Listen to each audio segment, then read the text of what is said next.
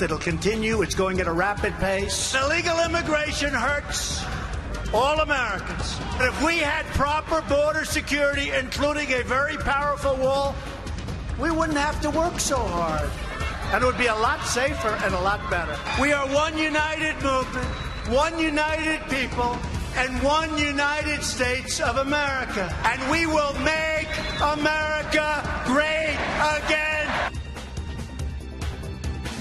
Good morning to you. It is Tuesday, February 12th, and this is Fox and Friends First, happening right now at 4 a.m. A Fox News alert for you. President Trump rallying in El Paso just as lawmakers reach a possible deal on border security. What it means for the wall as Democrats dig in on a new sticking point. And Beto at the border, the former lawmaker taking a stand against the president in his old district. How the president just fired back. And up in smoke, presidential candidate Kamala Harris setting social media ablaze with her take on legalizing pot. Fox and Friends First starts right now.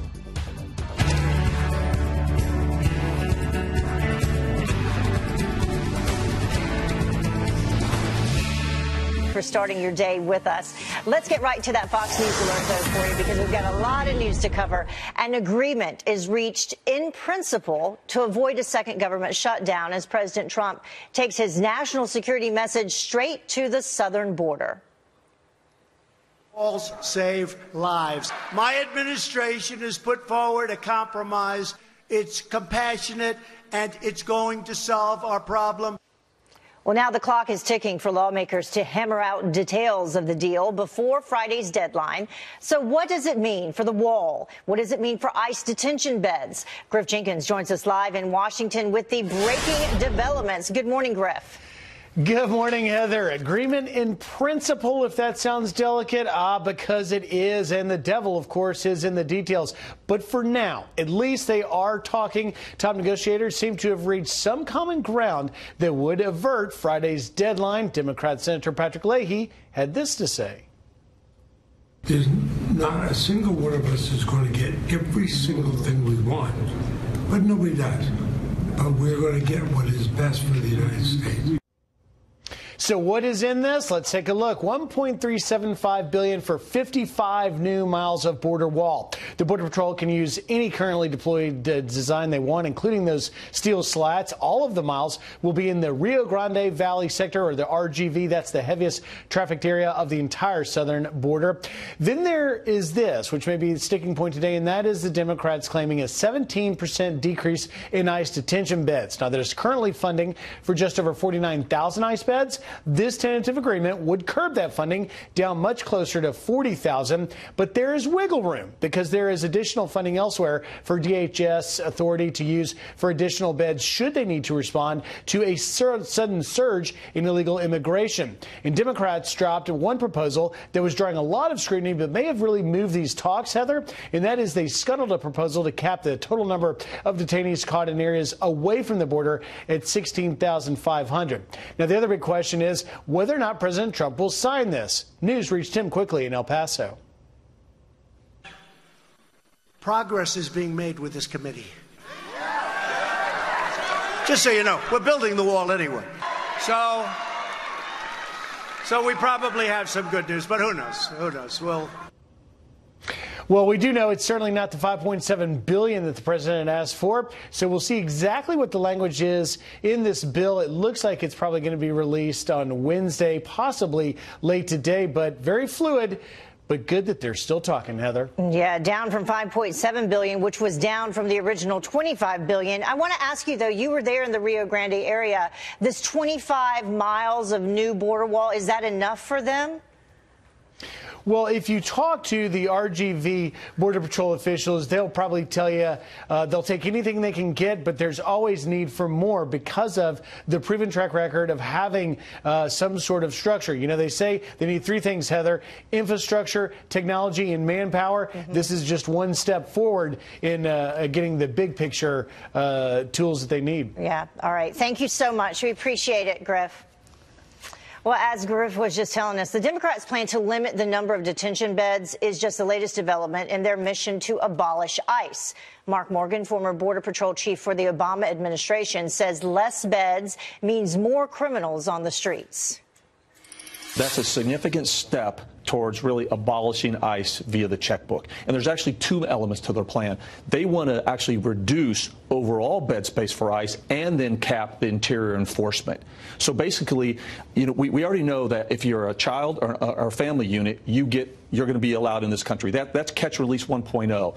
This will virtually mean catch and release 2.0. Common sense, right? As bed space goes down, illegal immigration goes up.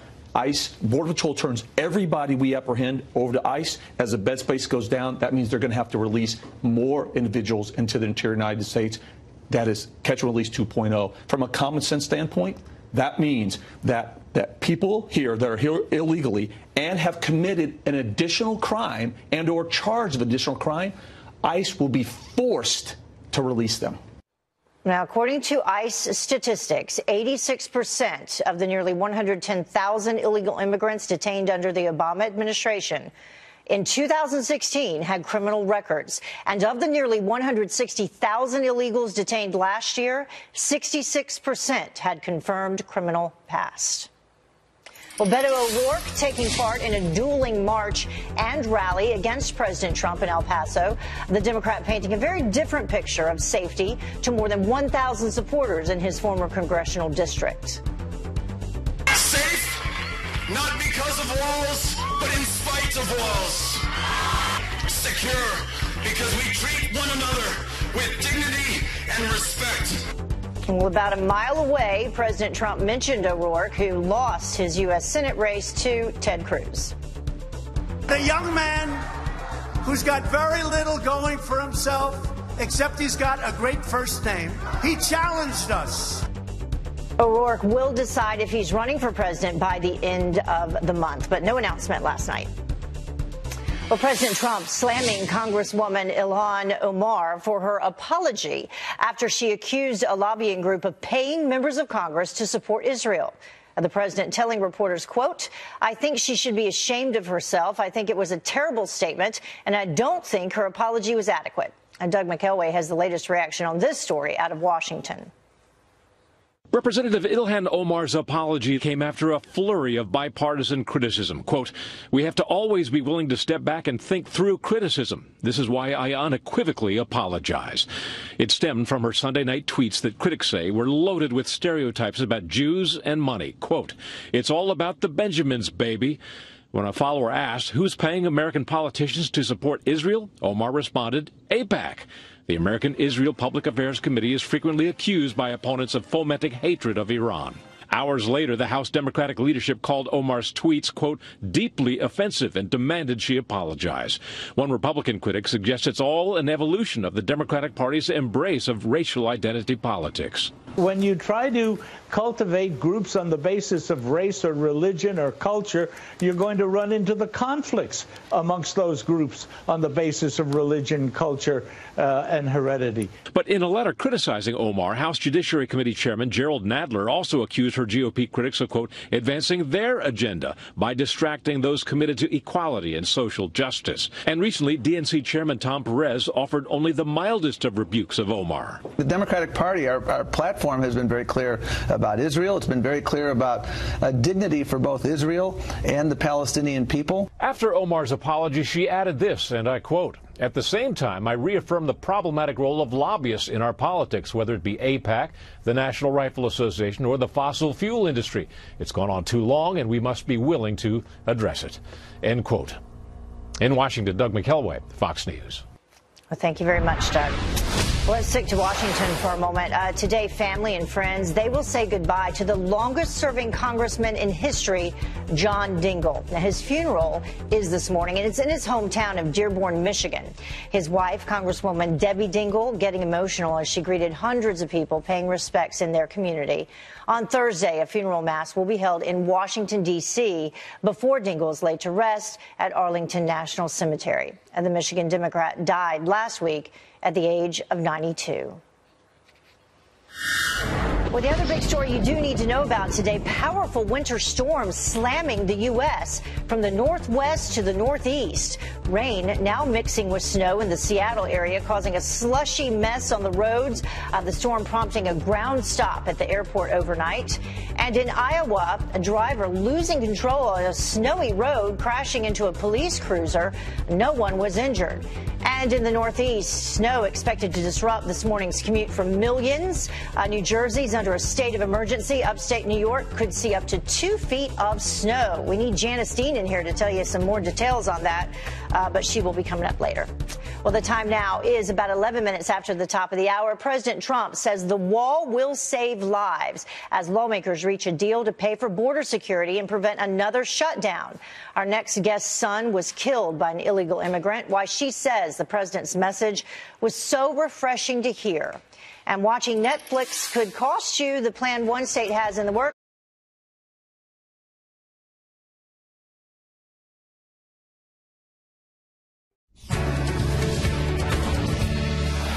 We want to stop criminals from coming in. Walls save lives. Walls save tremendous numbers of lives. Safety is the birthright of every American, which is why we must finish the wall. Well, the president making his case for a border wall at a packed rally in El Paso, Texas. The Border Wall Committee announcing a deal, potential deal, a deal in principle, I think they're saying, with less than half the money the president wanted for a barrier. So will this be enough to secure the border? Angel mom Sabina Durden has called out Democrats for refusing to fund the wall, and she joins us now live. Thank you so much for joining us so early this morning. We certainly appreciate it. Thank you, and good morning, Heather. It's nice being here. Well, begin, if you can, by sharing a little bit about your son's story. I understand that back in 2012, July 12th, 2012, he was killed by an illegal immigrant who was driving drunk. Yeah, he was close to the drunk limit, but he was driving without a license. He had 2 previous felonies, 2 DUIs, which he was placed on probation for. And he turned his truck in front of my son. He was riding his motorcycle to work at the 911 Sheriff's Dispatch Center in Riverside, California, and killed him instantly. And he only received a misdemeanor without gross negligence and served only 35 days. You know, we look at these pictures of your son with his smile. You know, he had such dreams, right? He dreamed of becoming a licensed, he was a licensed pilot, and he wanted to become a deputy? Yes, he wanted to become a helicopter pilot for the Sheriff's Department. That was his ultimate goal. Yes, I am. You know, I want to go from your story to what Bob Menendez had to say in terms specifically of illegal immigrants with DUIs. Now, listen to this, and I want your take on it.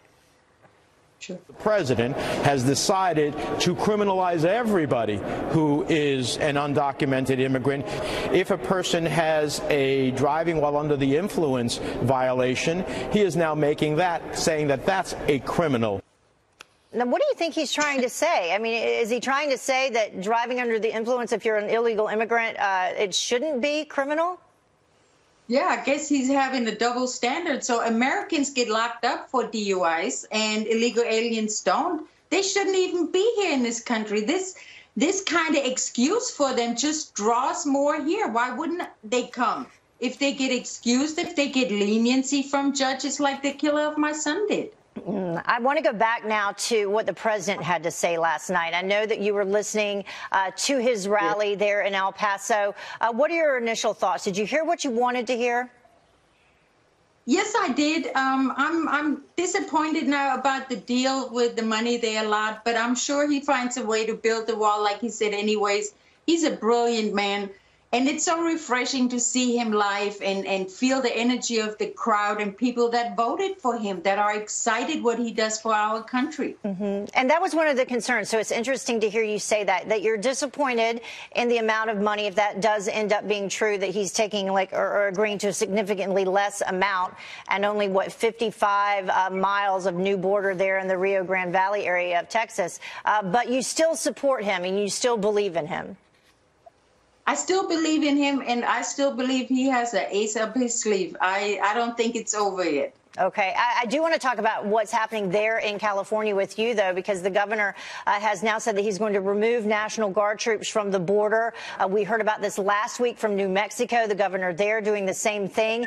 Also in California, the governor doing this after trying to set aside $25 million for asylum seekers in that state. So what's your reaction to that?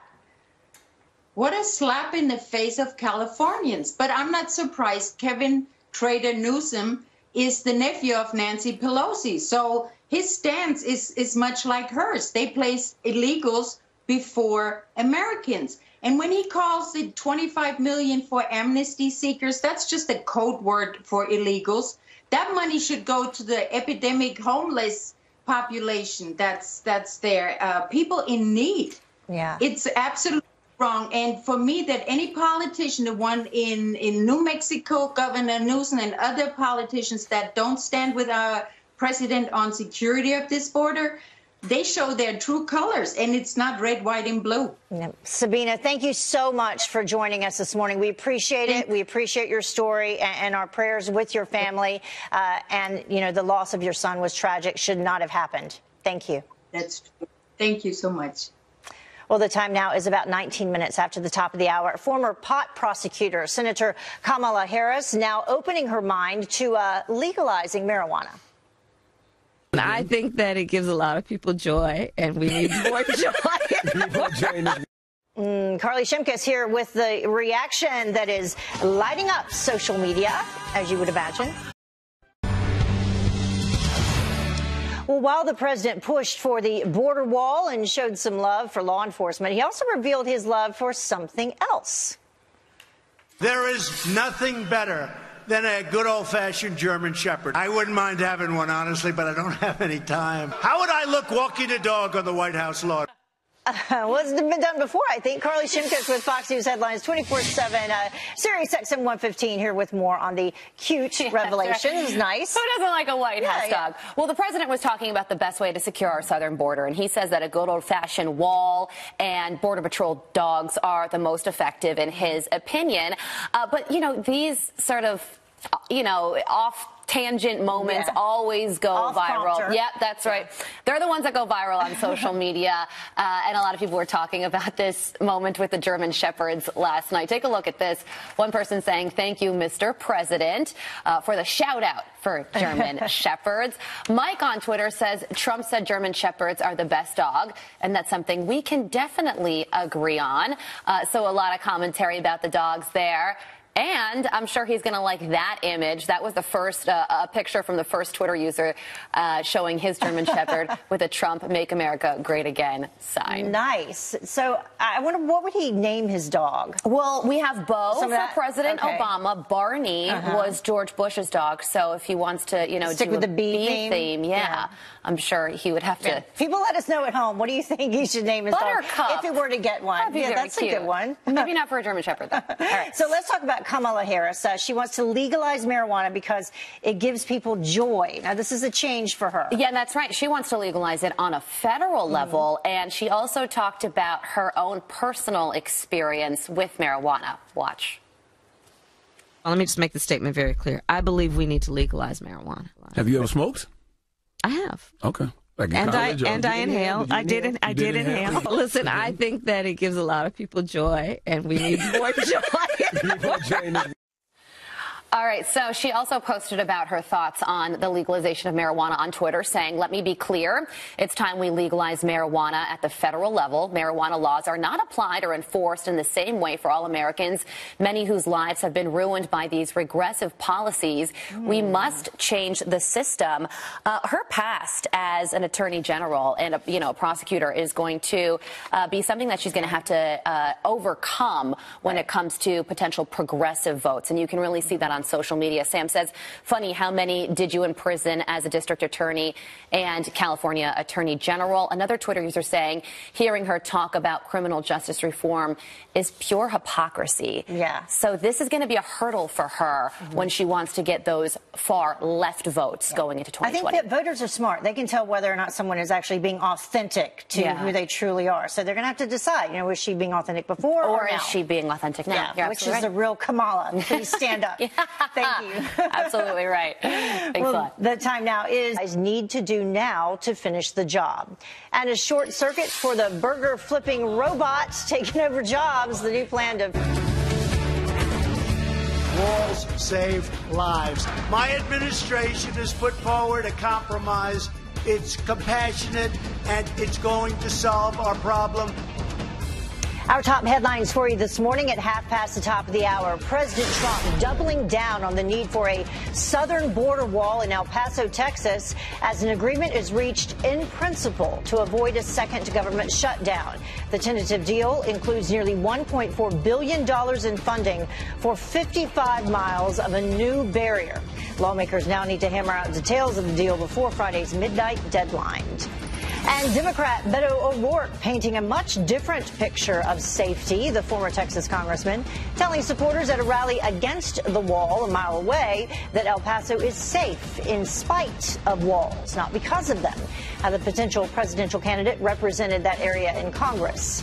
And powerful winter storms slamming the U.S. from the northwest to the northeast. Rain now mixing with snow in the Seattle area, causing a slushy mess.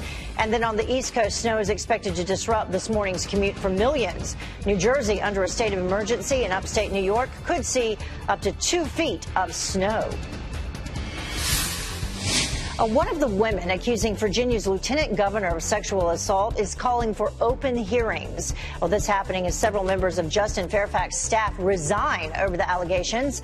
An attorney for one of the accusers saying, quote, Meredith Watson asked the Virginia legislature to hold hearings regardless of what they are called and to reject a secret and delayed proceeding.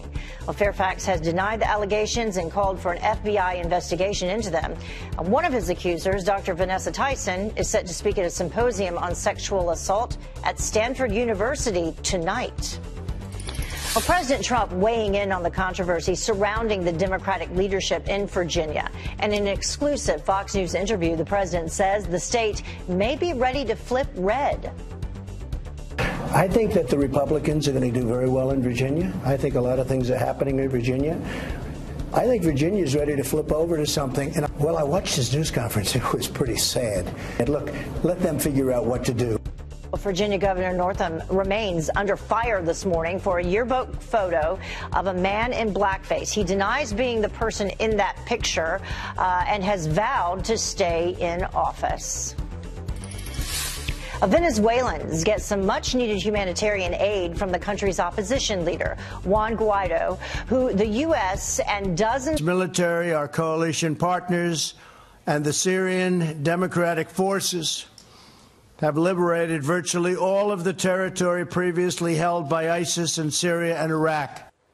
So how significant would this be? And why isn't the mainstream media talking about this? Retired U.S. Naval Commander Kirk Lippold joins us now to break down what a defeat would mean. Good morning. Thank you very much for joining us. We certainly appreciate it. Good morning, Heather. Let's take a look first so everyone at home can see the drastic difference. This is the amount of ISIS territory that they held back in January of 2015. And now we can compare that to the ISIS territory controlled in February of 2019. Dramatic difference. So something that we've been doing has been working, right? Definitely working. I mean, it's very clear that we have been able to take ISIS, bring it down, crush it physically, be able to put it down. You know, when you talk about ISIS losing about 99% of the territory that they controlled, now controlling less than 2 square miles in Syria, why aren't we hearing more about it from the mainstream media? Well, I think the mainstream media wants to rely on the super cautious, let's not give Trump credit for anything type of attitude, when in fact we have made tremendous strides in military capability to exist. So we will still need to be vigilant to ensure they can never reconstitute. Nicely said. Commander Lippold, thank you so much for joining us. We certainly appreciate your expertise in this area this morning. My pleasure. Thank you, Heather. Have a great day. You too. The time now is about 20 minutes until the top of the hour, and Americans feeling good about their finances as optimism reaches its highest level in nearly 2 decades. What that means for the economy up next. And here's something you don't see every day. Users would have to pay a 4% sales tax. The extra revenue would be used to subsidize internet lines in rural areas. The governor, Georgia's governor, has said that he would likely oppose the proposal if it reaches his desk. At least 4 states already have a so-called Netflix tax. Speaking of taxes, a robot tax could be on the horizon for companies that replace human jobs with automation. A Chicago lawmaker hoping to pass the ordinance in the Windy City. Companies would be fined up to an entire employee's salary for every job given to a robot. The plan is sparked by the possibility of Chicago courting Amazon. The company is reportedly reconsidering a planned move to New York. Well, Americans are feeling more optimistic in their personal finances than they have in more than 16 years. Tracy Krosko from our sister network, Fox Business, here with the latest numbers on the growing confidence. Good morning, Tracy. Good morning, Heather. Yes, according to a new Gallup poll, 69% of Americans say they expect to be financially better off at this time next year. So their optimism over their personal finances, as you said, is at an all-time high, something we haven't seen in the last 16 years. 50% say they are in better shape financially than a year ago. And the number saying that they are worse off than a year ago has dropped to 26%. That is the lowest level since 2000. So despite all of the economic ups and downs that we have seen at the start of this year, we had that partial government shutdown. Americans are still feeling pretty good about their personal finances, which means, of course, they could be spending more. They could be buying more. That's good news for the economy. Kind of a cycle there, putting it back into the American economy here. Yeah. So good news there, something we haven't seen in a while. Feeling pretty confident. And perhaps soon, somewhere where they could be spending that money would be Toys R Us again. Yes, Toys R Us could be making a comeback. Former senior executives with the now bankrupt retailer trying to revive Toys R Us and Babies R Us stores. Details are pretty scarce, but they've opened up this new company under a new entity called True Kids. They're looking at a number of different things, maybe some freestanding stores, maybe some toy stores within other stores, and then also expanding their e-commerce. So True Kids, they estimate that 40 to 50% of Toys R Us market share is still up for grabs, despite all the other big box retailers like Walmart, Target expanding their toy aisle. But there is a little bit of skepticism with some of the toy makers who were kind of burned by Toys R Us when they went out of business. Some of them still owed money from the liquidation process. So they are waiting to see if this actually happens, if they do actually open up any of these new toy stores. Well, kids always want to go to a toy store. Absolutely. You got to have a toy store to go to. And you also need to go to McDonald's.